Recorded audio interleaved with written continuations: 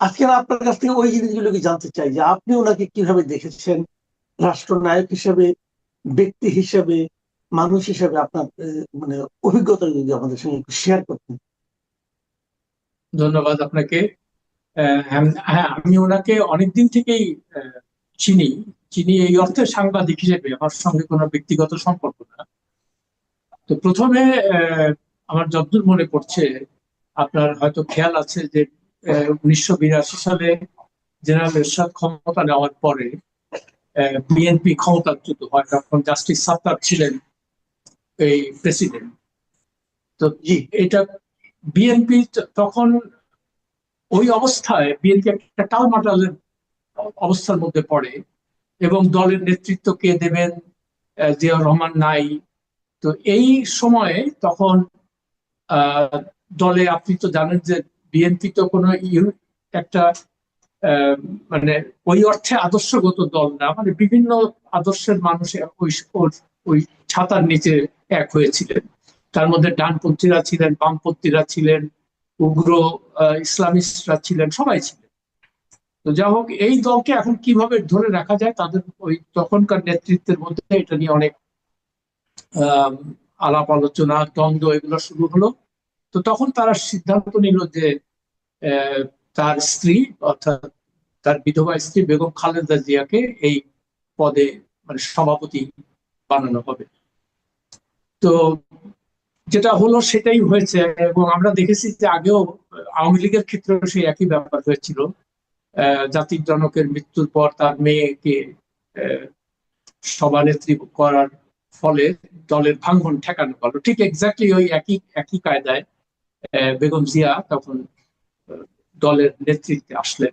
তো তারপর থেকেই সাংবাদিক হিসেবে অন্যান্যদের মতো আমারও তার সঙ্গে যোগাযোগ শুরু হয়। আর আমার একটা সুবিধা মনে হয় এটা আপনি ছিল আপনি যে তখন আপনি তখন কোথায় চাকরি, আপনি তখন কোন মিডিয়া শুনেছিলেন?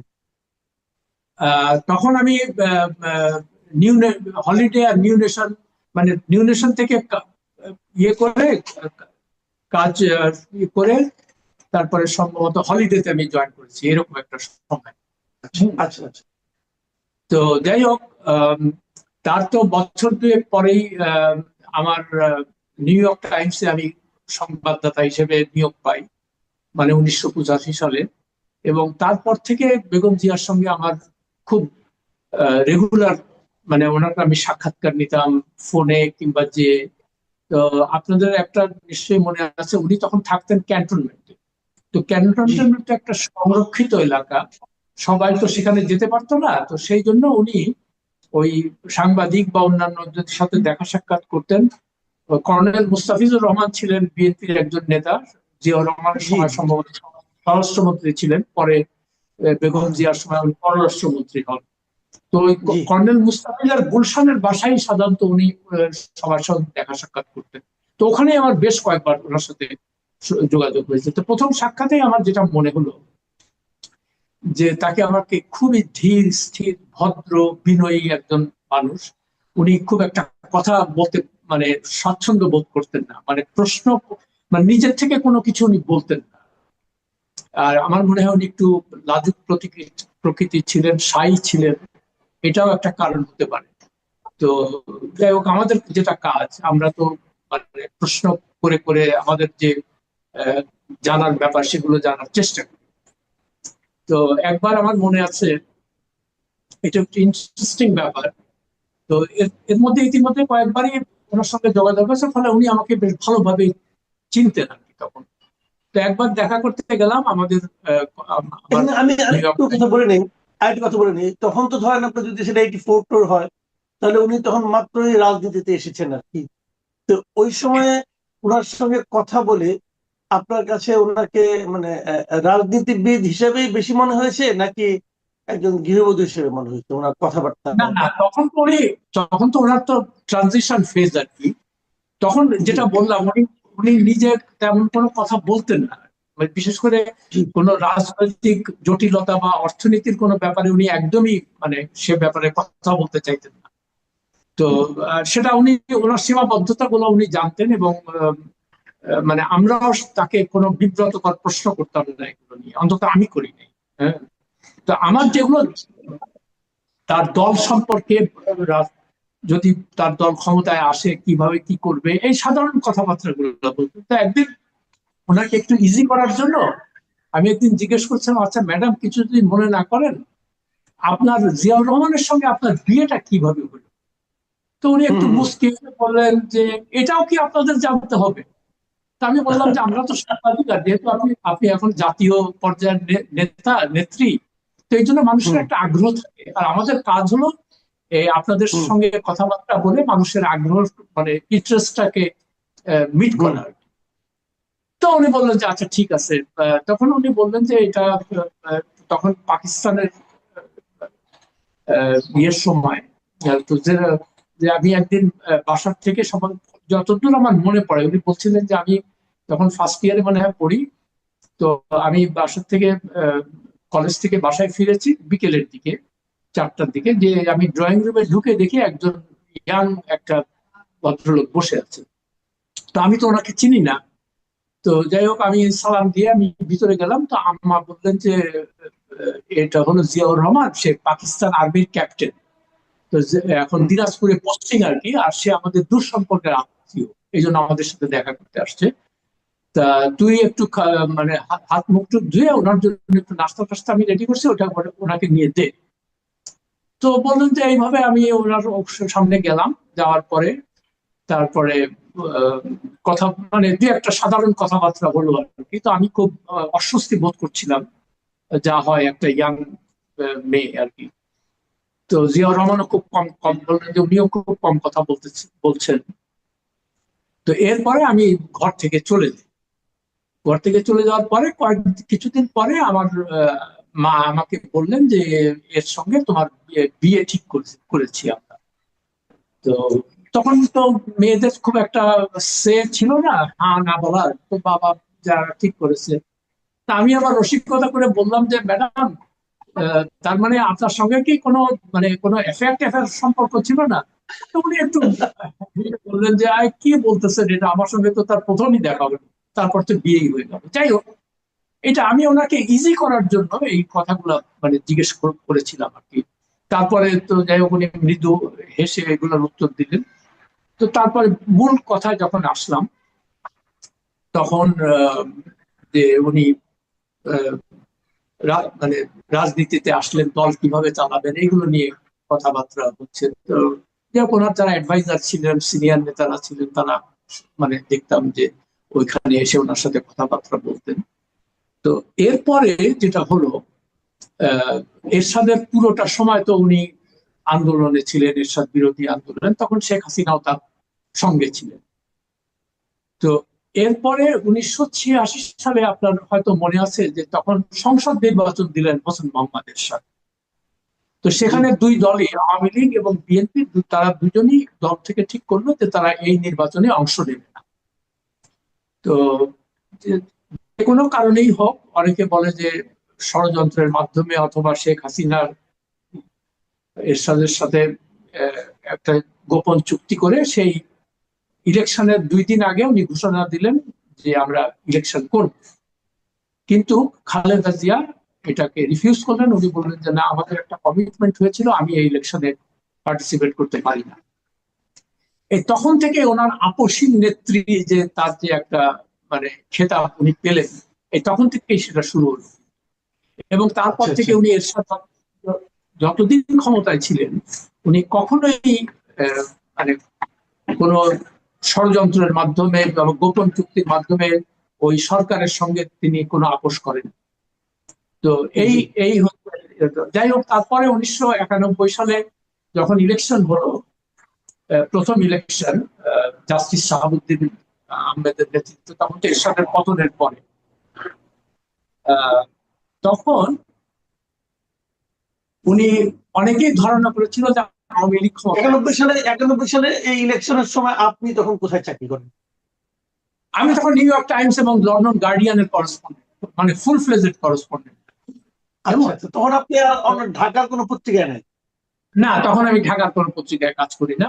আর হুম, আর যেটা হলো, মানে আমাকে তখন ওই দুই দল থেকে, মানে আওয়ামী লীগ এবং বিএনপি, দুই দল থেকে আমার সঙ্গে খুব তারা যোগাযোগ করতো। তার কারণ যেহেতু আপনি নিজে জানেন যে নিউ ইয়র্ক টাইমস বা গার্ডিয়ান অত্যন্ত গুরুত্বপূর্ণ পত্রিকা ইন্টারন্যাশনালি, তো তারা আমাকে কাল্টিভেট করতে চাইতো যে তাদের খবর ওখানে যাক, তাদের বিদেশে তাদের ইমেজ ভালো, এগুলো করতো তারা। জি তো এই জি কারণে আমার একটু গুরুত্ব তারা দিত আর কি। তো আমি অ্যাপয়েন্টমেন্ট আমার চাইলেই সঙ্গে সঙ্গে দিয়ে দিত। তো যাই হোক, ইলেকশনের পরে আপনার মনে আছে, আমি জানি না আপনার স্মরণ আছে কিনা, মানে সবাই ধরে নিয়েছিল যে ওই ইলেকশনে আওয়ামী লীগ জিতবে, 91 এর আমার মনে ইলেকশন। আছে। আমি আমি আমি আচ্ছা, তখন সাংবাদিকতা করি অলরেডি। হ্যাঁ। তো যাই হোক তখন এবং এতটাই আচ্ছা, সবাই আমি নিশ্চিত একটু ছিল। মাঝখানে আপনাকে থামাই। আমি মাঝখানে থামাই আপনাকে। এটা হলো যে ইলেকশনের আগে আগে যে কথাটা আপনি বললেন যে সবাই ধরে নিয়েছিল যে আওয়ামী লীগই জিততেছে, কিন্তু তখন যে ইলেকশনের আগে যে আপনি বেগম খালেদা জিয়ার সঙ্গে দু একবার দেখা করেছেন, কথা বলেছেন, তখন ওনার কথাবার্তায় কি আপনার মনে হয়েছিল যে ওনারা কনফিডেন্ট যে ওনারা জিততে যাচ্ছেন, জিতবেন? না, না, কনফিডেন্ট তো একেবারেই ছিলেন না। এবং as a matter of fact আপনাকে বলি, একটু অনেকেই হয়তো অনেককে স্মরণ করিয়ে দিই, যে উনি ইলেকশনের পরের দিন উনি হরতাল ডেকেছিলেন বেগম জিয়া। ও, এইটা আগে আশঙ্কা দেখেছিলেন, করে আগে দেখে রেখেছিলেন। আগের থেকেই যে উনি হরতাল ডাকলেন, এবং পরে আমরা তাকে জিজ্ঞাসা করলাম যে আপনি হরতালটা ডাকলেন কেন, বলে না এটা রিগিং হবে, আমাদেরকে জোর করে হারাবে এটা। তো যা হোক, ইন্টারেস্টিং ব্যাপার হলো যখন ইলেকশনটা হলো, এবং ইলেকশন তো খালেদা জিয়া জিতে গেলেন, বিএনপি জি ক্ষমতায় আসলো। তো এটা তারা চিন্তাই করতে পারেন নাই যে তারা ক্ষমতায় আসবে। সত্যি কথা বলতে কি, তারা মোটেই কনফিডেন্ট ছিল না। তো আচ্ছা আচ্ছা। এই জিনিসটা একটু স্মরণ করিয়ে দিতে চাই, যে যাই হোক, আপনি যেটা একটু আগে যে প্রশ্নটা করছিলেন যে ওনাদের তখন মানে মনের অবস্থা কেমন ছিল, একেবারেই মানে তারা যে ইলেকশনে জিতবে এটা তারা চিন্তাই করতে পারে। তো যা হোক, ওই যে শেখ হাসিনা যে 86 সালে ইলেকশনে যোগ দিয়েছিল, মানে এরশাদের ইলেকশনে, ওইটা মানুষ মনে রেখেছিল। তো সেই জন্য চিন্তা করলো যে খালেদা জিয়া তো অ্যাটলিস্ট এই কাজটা করে নাই, স্বৈর শাসকের আদালতে কোনো ইলেকশনে যায় না, সেরকম জন্য তার ফলাফল মানে ওটা ওইদিকে গেল। তো ভালো কথা। তারপর ইলেকশন হলো একদিন, আমার মনে আছে এটা, উনি আমাকে তখন খুবই মানে আমার পছন্দ করতেন উনি আমাকে খুবই। আর একটা কথা, যেহেতু ওই আমার সঙ্গে অনেক বিদেশি সাংবাদিকরা আমার সঙ্গে যেত ওনাকে ইন্টারভিউ করার জন্য, তো বেগম জিয়া সবসময় আমাকে বলতেন যে আপনি ট্রান্সলেশনটা করবেন। হ্যাঁ, আপনার ইংরেজি খুব ভালো। হ্যাঁ। তো বিএনপিরও কয়েকজন যারা ছিল তার ওনার সহকর্মীরা, তাদের মধ্যে ভালো ইংরেজি জানতো অনেকেই, কিন্তু উনি কেন জানি না আমাকে বলতেন যে আপনি এই ট্রান্সলেশনটা আপনি করবেন। তো যাই হোক, ইলেকশন হওয়ার পরে আমাকে তখন মনে হয় এই সম্ভবত প্রায় 40 দিনের মতো তখন তখন জাস্টিস শাহাবুদ্দিন তখন প্রেসিডেন্ট, মানে এক্সিকিউটিভ প্রেসিডেন্ট, মূল ক্ষমতা তার কাছে। খালেদা জিয়া আহ, আহ, মানে প্রধানমন্ত্রী হিসেবে শপথ নিয়েছেন।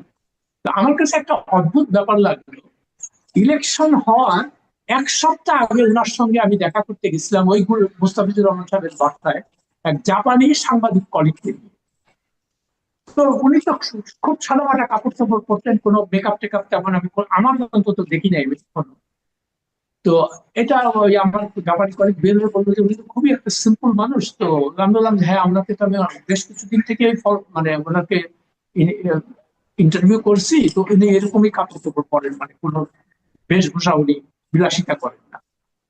তো ইন্টারেস্টিং ব্যাপার হলো 19 মার্চ 1991 সালে উনি শপথ নিলেন প্রধানমন্ত্রী হিসেবে। তো শপথের দিন আমি টিভিতে দেখলাম যে উনি চশমা পরেছেন, চশমা পরা এবং ওনার চুল পাস করা। মানে এটা দেখে আমার কাছে একটু মানে আমি একটু মানে অবাক হয়ে গেলাম যে কি ব্যাপার।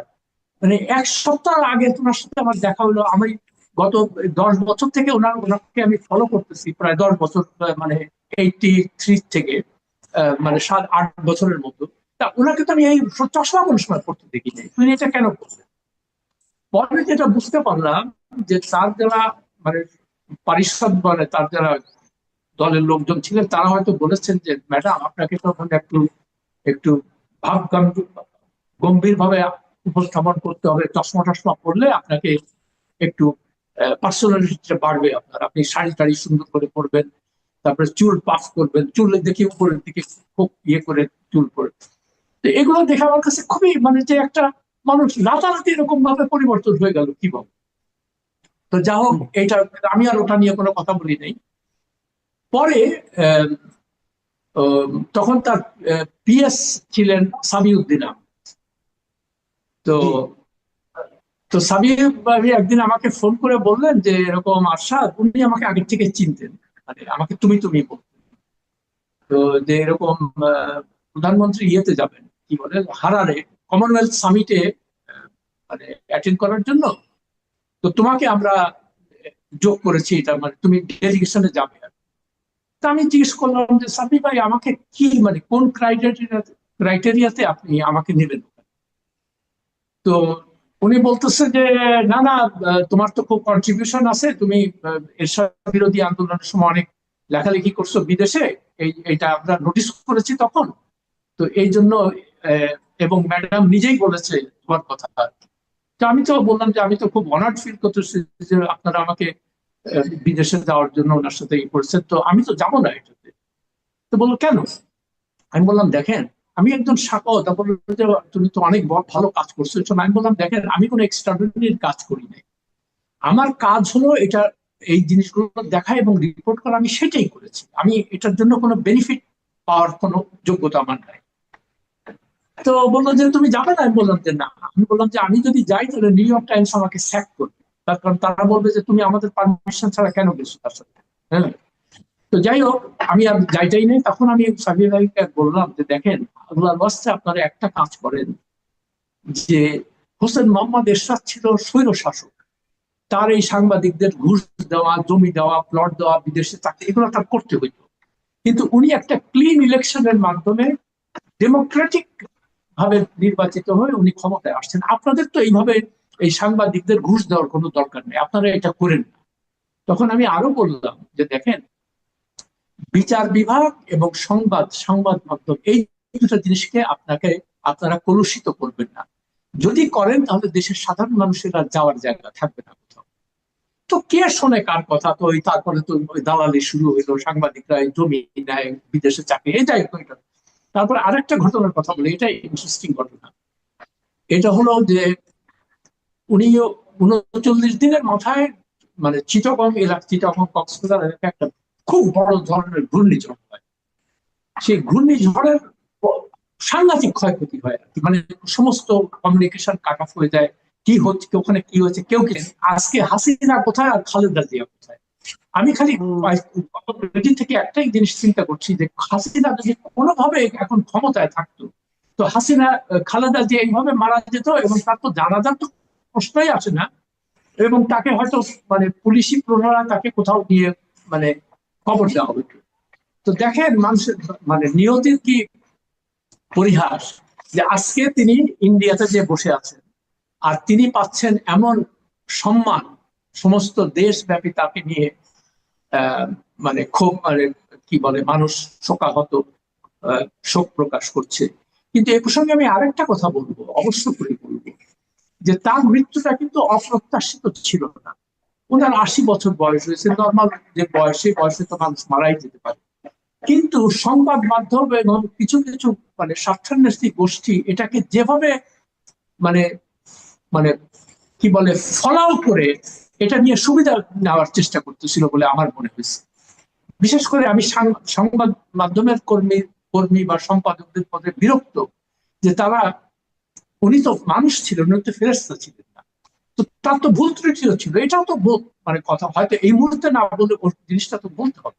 যেমন 1996 সালের ফেব্রুয়ারির একটা মানে কলঙ্কিত নির্বাচন উনি করেছেন। এটা তো এটা তো আমাদেরকে বলতে হবে, ইতিহাস তো মুছে ফেলা যাবে না। তো সেই জন্য আমি বলছি যে এই যে অতি উচ্ছ্বাস, এগুলো ভালো না সাংবাদিকদের জন্য।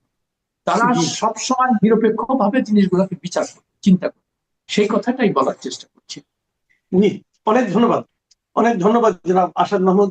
প্রিয় দর্শক, আপনারা শুনলেন, আমি নিজেও শুনলাম, আমিও অনেক কথাই জানতাম না। আসাদ ভাই আমাদের সিনিয়র জার্নালিস্ট এবং ওনার অনেক অভিজ্ঞতা। ওনার এই সমস্ত অভিজ্ঞতা শুনলেও কিন্তু আমাদের ইতিহাসকে জানা হয়। খালেদা জিয়ার সঙ্গে ওনার যে অভিজ্ঞতার কথা আমরা শুনলাম, আমিও ওনার মতোই বলবো যে আপনারা খালেদা জিয়াকে ইবলিসও বানান। খালেদা জিয়া একজন মানুষ ছিলেন, এবং উনি মানুষ হিসেবে কেমন ছিলেন সেটাই আমাদের দেখার বিষয়। আমরা মনে করি উনি বাংলাদেশে একটা বড় রাজনৈতিক দলকে দীর্ঘদিন নেতৃত্ব দিয়েছেন, এবং উনি যে আপোষহীন ছিলেন সেটাও ওনার বিভিন্ন কাজের মাধ্যমে উনি সেটা প্রমাণ করেছেন। উনি একজন মানুষ হিসেবে মানুষের যেটা পরিণতি, যে পৃথিবী ত্যাগ করে চলে যেতে হয়, উনিও সেটাই করেছেন। ওনার জন্য সবাই দোয়া করবেন, আল্লাহ যেন ওনাকে ওনার প্রাপ্য সম্মানটা দেন। আপনারা সবাই ভালো আল্লাহ থাকবেন। আল্লাহ যেন তাকে বেহেশতে নসিব করেন, এই দোয়া। জি, ওনাকে বেহেশতে নসিব করবেন। আমি ওইটাই বলেছি যে ওনার যা প্রাপ্য সম্মান এটাই যেন আল্লাহ দেন ওনাকে। এখন আল্লাহ বিচার করবেন কার ভাগ্যে কি আছে। আমরা সকলের ভালো চাই, আমরা দেশটার ভালো চাই, আমরা দেশের জাতীয় এই দেশের মানুষের মধ্যে যেন একটা ঐক্যবদ্ধ ভাব আসে, সবাই যদি ঐক্যবদ্ধ ভাবে দেশটাকে সামনের দিকে এগিয়ে নিতে পারি, আমরা সেটা চাই। আমরা প্রতিহিংসা আসলে চাই না। ভালো থাকবেন, এখন এ পর্যন্তই। আল্লাহ হাফিজ।